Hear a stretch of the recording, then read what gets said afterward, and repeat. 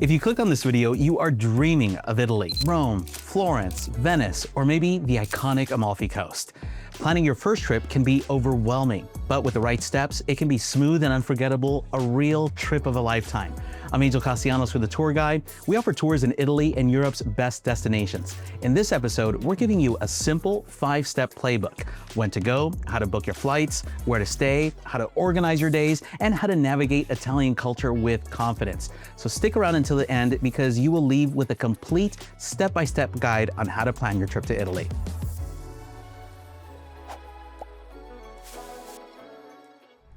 Choosing when to go will affect the rest of your trip.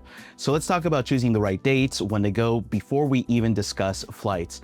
And we have to start with the obvious choice, and that's peak season. That's between June and August. And you're gonna face some challenges during this time. For example, the heat in Rome is so oppressive, it could almost ruin your vacation if you don't plan for it. It's hotter in Rome in July than it is in California or Florida.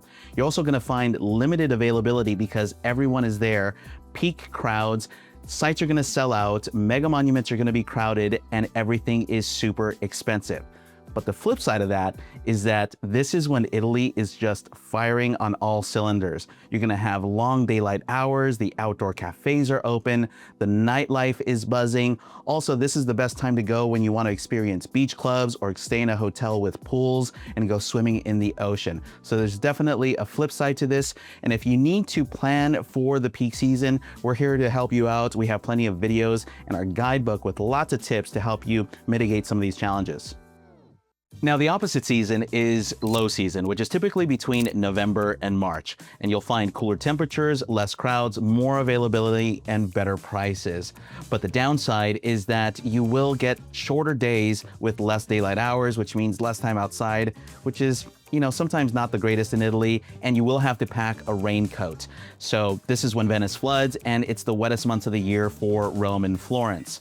Now, the best time of the year to go, which is sometimes called shoulder season, we call it the best season. This is April through the beginning of June or September and October. And we love it because of the warm weather, the cafes and rooftop bars are unwrapping from their winter plastics. Everything just seems to be just right in terms of prices and availability as well.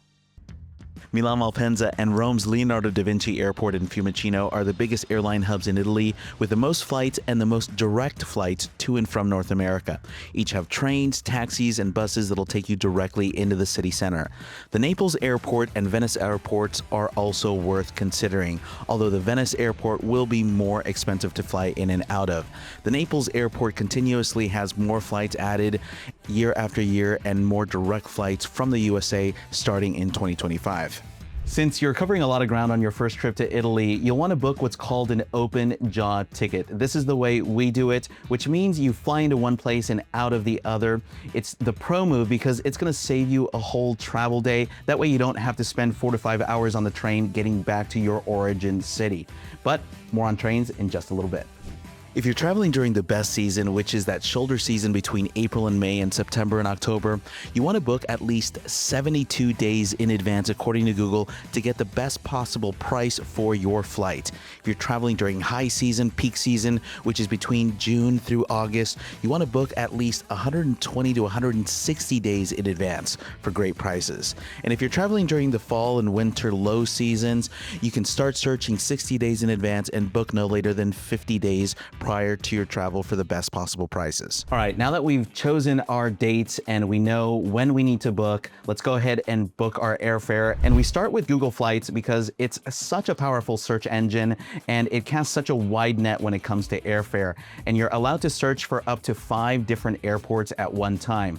And then you're gonna double check that airfare with another search engine, because we can't always trust Google sometimes. We have to try another source, and we have been using Skyscanner since we were kids searching for budget airfare in Europe. I still use them all the time, and I want to verify that airfare price with Skyscanner. Then once you're ready to book and you found the price and you have your dates kind of locked in, you want to book directly with the airline because you want to have that merchant vendor relationship, and you don't want to book through a third party or an OTA when it comes to your airfare. Then once you've booked your airfare, you certainly want to verify your passport. Even if you're just thinking about traveling to Europe this year or next year, this is your time to pause this video, get out your passport and check your expiration date, because most of us need at least 6 months validity on our passport.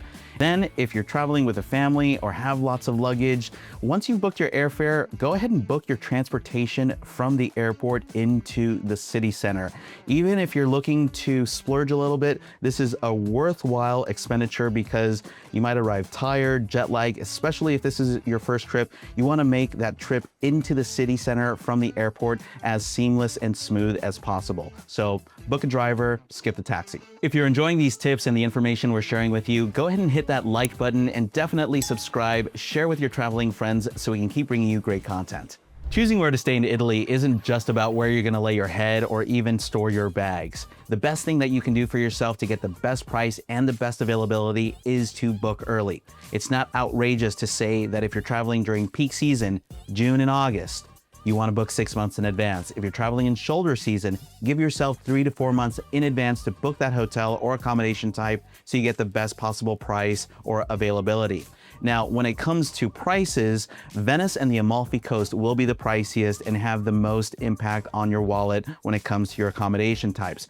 Florence is pretty mid-range, and Rome is actually pretty good because there are such a wide variety of different options. So your choice in accommodation type should be dictated by your budget and your needs. You'll also notice that there is a star system in Italy for hotels, and that denotes the different amenities available to you at that property.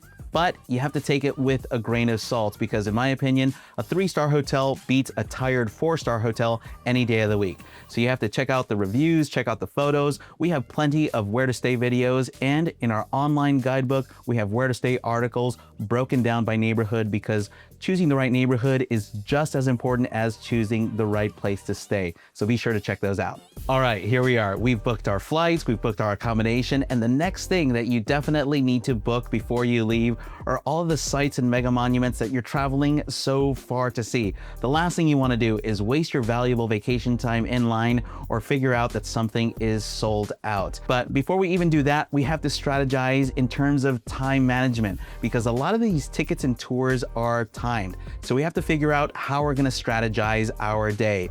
And in the early morning, what you want to do at least once during your stay in each city is leave your hotel, have breakfast in town somewhere else at a bar or a cafe because locals aren't having breakfast at your hotel. And then you want to walk around in the early morning hours, maybe work off that jet lag because you will experience the cities in a whole different light, literally.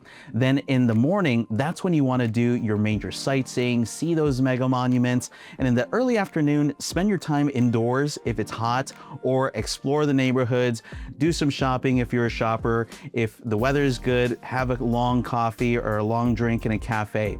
And then in the afternoon, that's when you want to do a little bit more sightseeing if you have the energy. You want to take those after hours or VIP tours. Also, a food tour is an excellent idea, especially on your first day because you'll know exactly what to order, what the culinary highlights of that city is. Plus, you can double check with your food tour guide on all your reservations to see if they approve or think that you should go somewhere else. And then the evening, you want to follow this formula. It's gelato, aperitivo, and dinner. And be sure to book those reservations well ahead of time as well. So now that we've strategized and planned out our sightseeing day and know exactly when we're going to sightsee, we need to book the tickets and tours to all the mega monuments and sites we want to see. So if you're headed to Rome, you need to book your Colosseum and Roman Forum tickets. You need to book your Vatican Museum tickets and St. Peter's Basilica entrance. There's now a new reservation system which gives people priority. Also, for the Borghese Gallery, that is a reservation-only system, so you'll need to book that in advance. Also, you should know that the Pantheon and Trevi Fountain now have a reservation system of their own that's been enacted. And if you're going to leave Rome, the most popular day trip from Rome is to Pompeii, which also happens to be the biggest and most important archaeological site in Europe. So you definitely need tickets for that in advance. In Venice, you'll certainly want to book the two most popular sites in advance, the Doge's Palace and St. Mark's Basilica. Also, one of the most popular tours you can take is a tour out to Murano and Burano Islands, which does include transportation, so I would take advantage of those tours as well. And remember, just because Florence is small doesn't mean that you don't need to book your tickets in advance. The Uffizi Gallery is the most important art gallery in Italy. Definitely book tickets in advance. The same thing goes for the Accademia. The David is the showstopper. Everyone goes to Florence to see the David, so please get your tickets in advance. Also, for all the wine tasting day trips, and if you want to do something special like the Vasari Corridor, those tickets and tours need to be booked well in advance. To maximize your time, you can book all the heavy hitters and monuments into one epic day of sightseeing that includes logistics and a guide. Book our in-a-day tours to not only skip the line, but help you come home with stories to tell. All right, we made it to the last chapter, and now it's time to prep our most important travel tool. You want to prep your phone before you go. And one thing that we advise to all travelers is to make backup copies of your most important documents, including your passport. You can do that right on your phone. Also, set up your digital wallet so you can tap and go and pay with your phone, which is much more secure than getting out your credit card. Also, bookmark all the important places to you on your particular itinerary, restaurants, hotels, all the attractions that you're going to. And be sure to back up your device before you leave, just in case it's lost or stolen. You'll have a little bit of recourse there. And lastly, be sure to enable an international plan or an eSIM card, however you want to go about it. You want to be able to use your device when you travel in a cheap and effective manner. Now, when it comes to money, Visa and MasterCard are accepted everywhere. American Express, not so much. And even if it is, shop owners and restaurants will tell you that it isn't, so be sure to have a Visa and MasterCard ready to pay. You can also tap with your phone, which is widely accepted, but you definitely should have cash on you. You'll need small coins to use public restrooms or for tipping and to maybe buy that €1 coffee. So definitely do get cash. You want to avoid getting cash at the airport. You want to avoid getting cash at a machine called Euronet, because there you'll pay either an expensive fee or a very expensive exchange rate. You want to get a bank-owned ATM or one that says Bankomat. They're usually attached to proper banks. You can ask your hotel concierge or do a quick little Google Map search of where they're located and get your cash there. A common mistake travelers make when they're traveling to Italy is not understanding the importance of manners and etiquette. For example, it's the height of rudeness to not say buongiorno, ciao, or salve when you're entering in any establishment. You always want to greet people properly, learn the nice words, learn good evening, thank you, please. All that good stuff does matter. That way you're showing others respect and people are interacting with you in a human way instead of just as a transaction, and you're not starting off on the wrong foot. Also, churches are not amusement parks. They are sacred places to billions of people around the world. Please respect the dress code and keep your voices down because they're not playgrounds. And lastly, when it comes to coffee, you definitely want to learn how to order coffee properly in the Italian way well beforehand. That way there's no confusion, because the last thing you want to do is get your coffee order wrong or start a riot because you've ordered a cappuccino after dinner. And there is a two-tiered price system in Italy for coffee. You'll pay one price, which is cheaper at the bar standing up, and you'll pay another price, which is a lot more for a table at a cafe. But remember, the table is yours. There will be no rush. People will not bring you the bill to get you out of the way to turn those tables over. Table's yours, service is yours, and you're good to go. All right, there you have it. Planning a trip to Italy, especially if it's your first time, made super easy in 5 chapters. Start by knowing when to go and picking your dates wisely, then book your open-jaw airfare, those train tickets once you know your route, hotel accommodations, and tickets and tours well ahead of time. I'm Angel Castellanos with a tour guide. Send us a comment down below, let us know where you're going, or if you have any questions. Don't forget to check out the rest of our videos on these amazing Italian cities.